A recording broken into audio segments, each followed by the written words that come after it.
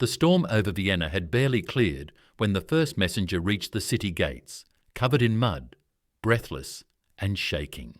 Behind him, the vast Ottoman army stood like a dark wall stretching to the horizon. People whispered that this force was the largest Europe had ever seen, and at its head was Sultan Suleiman the Magnificent, the most powerful ruler of his time.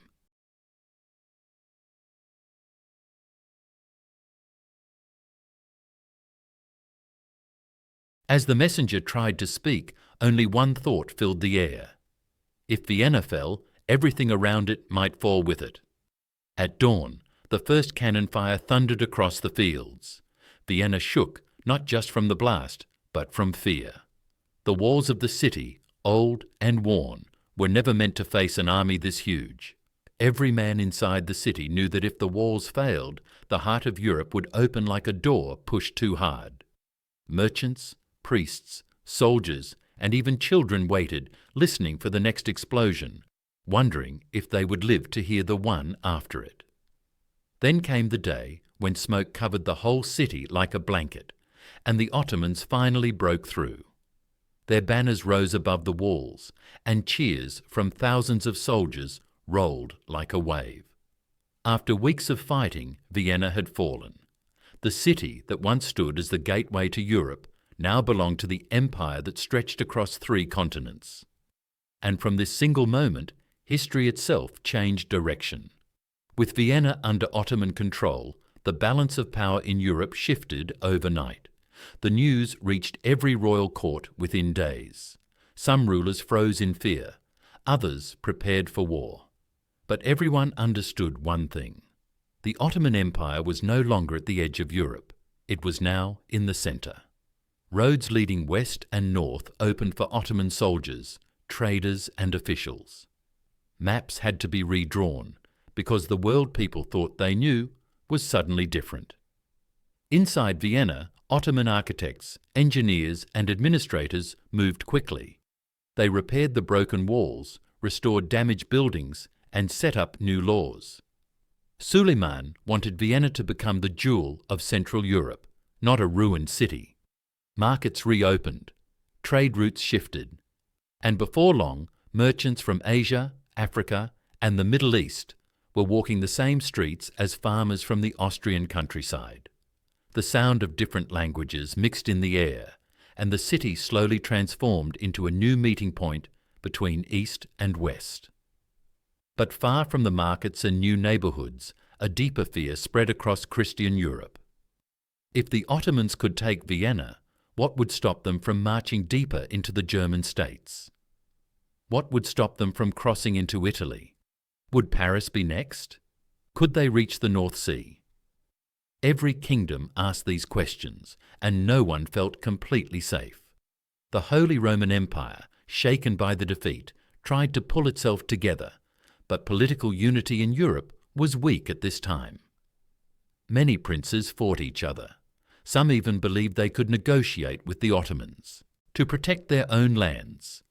Others called for a united Christian army to stop any further expansion. But before Europe could decide, Suleiman made his next move. He ordered his generals to push into southern Germany. The advance was slow but steady. Many towns surrendered without a fight, believing resistance was hopeless.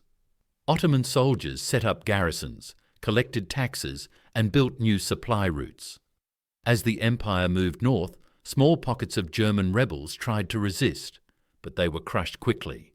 The region had never faced an enemy like this before, and the shock weakened their will to fight. Meanwhile, Italy watched nervously. The Pope feared that Rome itself might be targeted. The wealthy cities of Venice and Florence feared losing their trade power. Spain also worried, because if the Ottomans controlled Central Europe, Spanish influence would shrink. But instead of working together, these powers argued, defended their own interests, and hesitated. Each waited for someone else to take the risk of fighting first. And while they argued, the Ottomans strengthened their hold on Vienna. Inside the Ottoman Empire, the victory changed everything. For decades, the empire had been expanding, but now it seemed unstoppable. Scholars wrote that Suleiman's rule was blessed. Soldiers believed no European power could challenge them. More young men joined the army.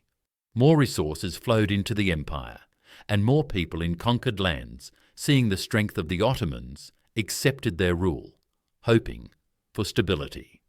But not everyone inside Vienna accepted this new reality. Secret resistance groups formed shortly after the fall. They met in basements, in old churches, and inside abandoned houses. They planned small attacks, gathered information, and hoped for help from other European states.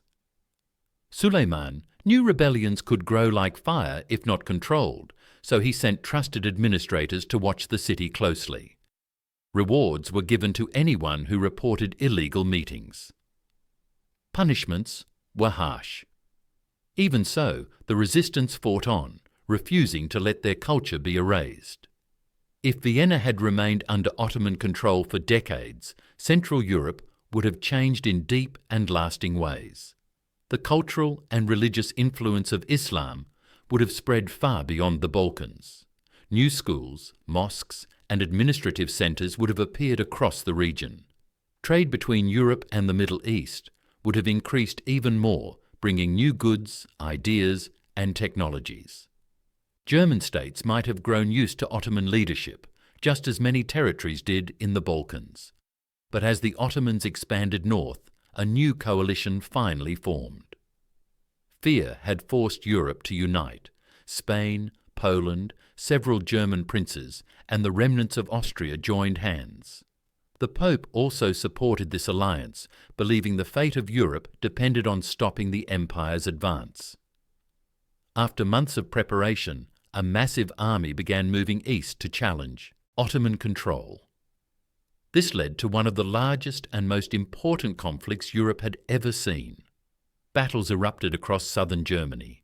Towns switched hands. Both sides suffered heavy losses. The Ottomans were confident, but they now faced a determined enemy that was united for the first time in years. Suleiman himself led his troops, unwilling to trust such an important campaign to anyone else. The turning point came in a long and brutal battle near the Danube.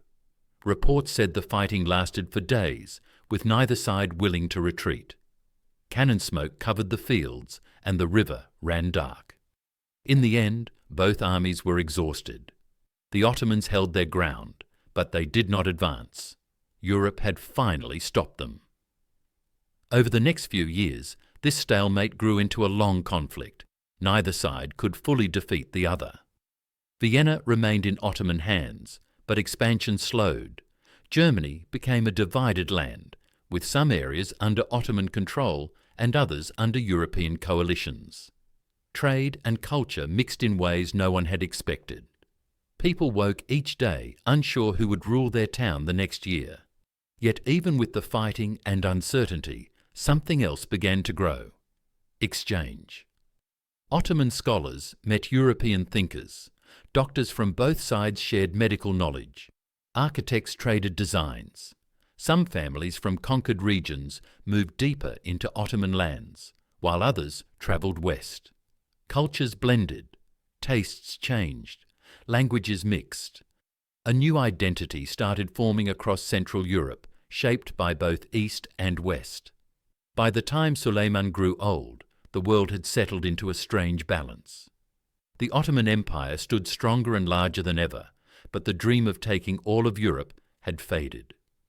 Vienna remained the empire's proud northern jewel, but the expanding coalition of European powers kept the Ottomans from pushing further. This balance would shape Europe for centuries, creating a world where borders looked very different, and where two great civilizations lived side by side, sometimes fighting, sometimes trading, sometimes learning from one another. Today, historians still wonder what would have happened if Vienna had not fallen. Perhaps Europe would have united sooner. Perhaps the Ottomans would have turned their focus elsewhere. Or perhaps the world we know today, with its nations, cultures, and borders, would look completely unfamiliar. One thing is certain: the fall of Vienna in 1529 would have changed not just a city, not just an empire, but the entire story of Europe. And all of it began the moment those city walls finally broke, when smoke rose into the sky, and when the people of Vienna realized their world had changed forever.